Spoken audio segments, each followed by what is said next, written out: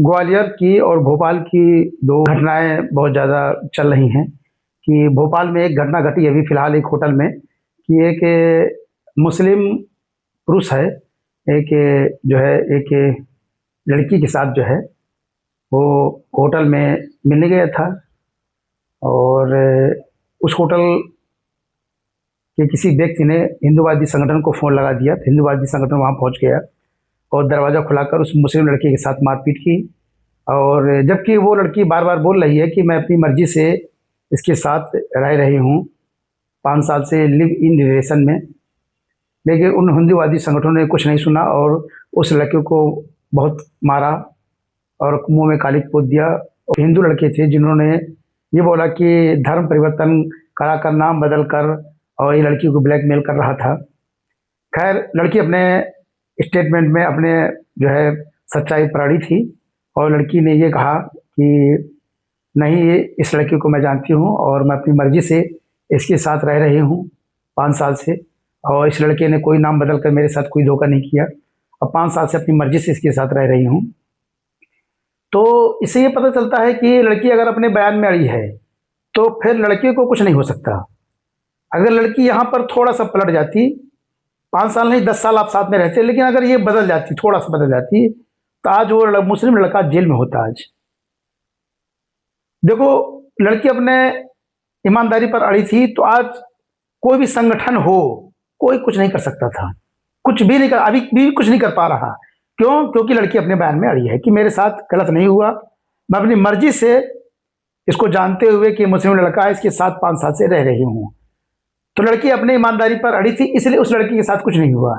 लेकिन लड़की अगर यहाँ पर थोड़ा सा अपने बयान से गलत जाती तो आज वो लड़का सलाखों के पीछे होता। इसलिए उस लड़की को दाद देनी चाहिए कि जिसने दोस्त था उसका साथ दिया, खड़ी रही। खैर, जो गलत है, अगर कोई चीज़ गलत हो रही है तो उसके लिए शासन प्रशासन है, कानून व्यवस्था है। लेकिन अगर मैं लड़की के बयान की बात कर रहा हूँ कि लड़की अगर अपने बयान से थोड़ा मुकर जाती तो आज वो लड़का सलाखों के पीछे होता। देखिए, लड़की अपने बयान में खड़ी थी तो लड़की को कुछ नहीं हुआ, लड़का आज भी अपने घर में सुरक्षित है। और जिन संगठन के लोगों ने उसको मारा, आज वो सलाखों के पीछे है, वो खुद ही। मैं जीतू तोमर ग्वालियर का रहने वाला हूँ और ये मेरी गर्लफ्रेंड खुशी यादव ने, ये भी ग्वालियर की है।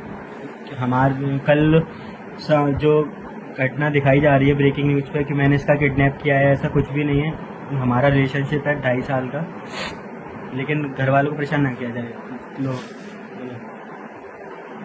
इसको किडनैप किया है, कुछ भी बोलो ना तुम, कुछ ऐसा कुछ भी नहीं है। ने ग्वालियर की घटना को सुना होगा जिसमें एक लड़का एक लड़की कॉलेज में पढ़ते हैं, दोनों मैच्योर है, देखिए कोई, और दोनों लोग आपस में, अब जैसा जो कुछ हुआ हो, लेकिन लड़के ने वीडियो बनाई और लड़की मुस्कुरा भी रही है कि लड़का ही बोल रहा है कि मैं इसको अपनी मर्जी, ये अपनी मर्जी से मेरे पास आई है और कृपया मेरे घर वालों को परेशान न किया जाए।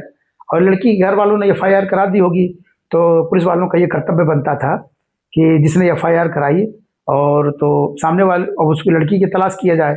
लड़की की जब तलाश की गई तो लड़की की तलाश करने के बाद लड़की के बयान होते हैं। लड़की ने ये बोला कि इस लड़के ने जोर जबरदस्ती करके और मुझको जोर जबरदस्ती से अपने साथ बैठाया, बंदूक की नोक पर मुझको बैठाया, मेरा अपहरण किया, और जो वीडियो बनाकर लड़के ने जारी किया था वो भी मेरे से जोर जबरदस्ती बनवाया गया। तो दोनों में आज वो लड़का उस लड़की के कारण से जेल में है, और एक भोपाल की जो घटना हुई उसी लड़की के कारण से आज वो लड़का बाहर है। तो दोनों में सिर्फ बयान का अंतर है। लड़की ने जैसा जैसा बोला वैसे वैसे धारा लग जाएगी। लड़की ने बोला मुझको कुछ मिलाकर खिलाया गया था तो उसकी धारा लगेगी। लड़की ने बोला मुझको धमकाया तो धमकाने की धारा लग जाएगी। लड़की ने बोला मेरे को बंदूक दिखाया तो कट्टे की धारा लग जाएगी, आर्म्स एक्ट की धारा लगेगी। अपहरण किया, जितने लोग थे शामिल, जिसका इसका नाम लेंगे वो सब लोग उसमें लिप्त हो जाएंगे, सबके ऊपर धारा लग जाएगी। फिर लड़की ने बोला मेरे साथ गलत काम हुआ, 376 की धारा लग जाएगी। जो जो भी बोलेगी सब धाराएं मुंह से बोलने के आधार पर ही लग जाती हैं। अब आप सोचेंगे 376 सिद्ध नहीं होगा तो भरी हो जाए, कोई फर्क नहीं पड़ता। लड़की अगर अपने बयान में अड़ी है, कई बार दी कि मेरे साथ हुआ है गलत काम, कुछ हुआ हो चाहे ना हुआ हो, DNA मिले चाहे न मिले, लड़की के कथन के आधार पर सजा पड़ती है, क्योंकि मैं भुक्तभोगी इस बात का। मैं भुक्तभोगी इस बात का कि बयान के आधार पर ही सजा पड़ती है, बाकी कोई सबूत मायने नहीं रखता। लड़की अपने बयान में अड़ी है तो आपको सजा बन जाएगी, कहानी चाहे जो लड़की बनाए कोई फर्क नहीं पड़ता है। इसलिए एक पल में तस्वीर बदल जाती है। उसी पल भोपाल में देखिए लड़की की तस्वीर दूसरी है, और वहीं पर आप ग्वालियर में देखिए उस लड़की की तस्वीर दूसरी है। एक लड़का लड़की के बयान के आधार पर बाहर है और एक दूसरा लड़का लड़की के बयान के आधार पर जेल के अंदर है। अगर लड़की अपने बयान में अड़ी रहेगी भविष्य में भी तो उसको सजा बन जाएगी ग्वालियर वाले लड़के को। और यहाँ भी यही हालत है भोपाल में भी कि उसके ऊपर कोई एफआईआर ही नहीं हुई लड़की के ऊपर, क्योंकि लड़की ने कुछ एफआईआर कराया नहीं कि मेरे साथ जोर जबरदस्ती हुआ, इसने मेरे साथ गलत किया, इसके ऊपर कोई घटना घटी ही नहीं है। क्योंकि मैं अपने व्यक्तिगत जीवन की बात बता रहा हूँ मैं, कि मुझको भी एक हिंदूवादी संगठन के द्वारा पहले धमकी मिली थी। मुझको 7 मई 2020 को धमकी मिली थी कोरोना काल में। और उस समय अब चाहे मेरी अनभिज्ञता कह लो, चाहे मेरी जागरूकता, मुझको जागरूक होना ना कह लो, मैं 370 जानता भी नहीं था कि क्या धारा, तो मैं इसके बारे में कुछ जानता ही नहीं था। वो लगातार मुझको धमकी दे रहा था कि आज तुम जेल जाने वाले हो, तुमने इसके साथ ऐसा किया वैसा किया। संगठन का लड़का बोल रहा है कि तुमने उसके साथ गलत किया। सोच लीजिए कि वो संगठन बोल रहा है जिसने मेरे ऊपर मुझको डराया और धमकाया। संगठन मेरा कुछ नहीं कर सकता था जब तक कि लड़की मेरे खिलाफ ना खड़ी होती। कितना भी बोलता है ना संगठन, क्या फर्क पड़ता है। उस लड़की को चाहे डराया गया हो चाहे धमकाया गया हो, ये तो ईश्वर जानता है, मैं तो अब जानता नहीं उसके बारे में। खैर मुझको 10-15 दिन मुझको लगातार धमकी मिलती रही कोरोना काल में, और वो लगातार मेरे हर एक्टिविटी को जानता था, मैं क्या करता हूँ क्या नहीं करता, क्या खाता हूँ क्या पीता हूँ, कहाँ जाता हूँ कहाँ उठता हूँ कहाँ बैठता हूँ, जैसा हुआ हो। फिर वो लगातार मुझको धमकी देता गया है, और 22 तारीख को एक लड़की के द्वारा एफआईआर दर्ज कराई गई, मुझको जेल भेज दिया गया। ये मैं अपनी खुद की घटना बता रहा हूँ मैं। फिर इसके बाद जब वो मैसेज करता था तो मेरे ग्रुप के जो कुछ लड़के थे वो जानते थे कि ये मैसेज करके मुझको धमका रहा है। मैंने अपने ग्रुप के लड़के से बताया भी था। ग्रुप के कुछ लड़कों ने उस नंबर को ट्राई भी किया कॉल करने, उस नंबर पर कॉल करने के बाद मतलब कि नंबर भी डायल किया, लेकिन लगता नहीं था, सिर्फ व्हाट्सएप में मैसेज भराता था। ये धमकी भरे शब्द आते थे कि ऐसा कर देंगे वैसा कर देंगे, ये है वो है करके, और बाकी फ़ोन नहीं लगता था उस पर, क्योंकि वो नंबर फर्जी था, सिर्फ व्हाट्सएप से धमकी आती थी। खैर मेरे को 15-20 दिन धमकी मिलती गई, और मैं जो धमकी के शब्द थे वो जो आते थे व्हाट्सएप में उसको मैं हटा देता था, क्योंकि मुझको ये डर था कि मुझको ये था कि घर में मैं बड़ा था तो मुझको लगता घर वाले देखने न ले तो कहीं वो टेंशन में आ जाए किसी प्रकार की, मैं तो सब झेल जाता हूँ मैं। तो मुझको लगा सब फर्जी मामला है, कोई धमकाने की कोशिश कर रहा है। खैर 22 तारीख के 23 मई को मेरे खिलाफ एफआईआर हुई, मुझको जेल भेज दिया गया। 15 दिन मुझको जमानत मिल गई। जमानत मिलने के बाद तुरंत ही जैसा मैं बाहर आया फिर मुझको उसी नंबर से उसी संगठन के द्वारा संगठन का नाम लेकर मुझको धमकी दी जा रही थी कि मैं फलाने फलाने फलाना ऐसा कर दूंगा वैसा कर दूंगा। खैर मैंने अपने वकील साहब को बताया तो वकील साहब ने कहा कि लिखित रिपोर्ट आप थाने में दर्ज करा दीजिए। मैंने थाने में लिखित रिपोर्ट जो है दर्ज कराई, लेकिन जैसे मैं बाहर निकला थाने से वैसे फिर मैसेज आता है कि तुम थाने में हो, मेरा कुछ ना कर लोगे।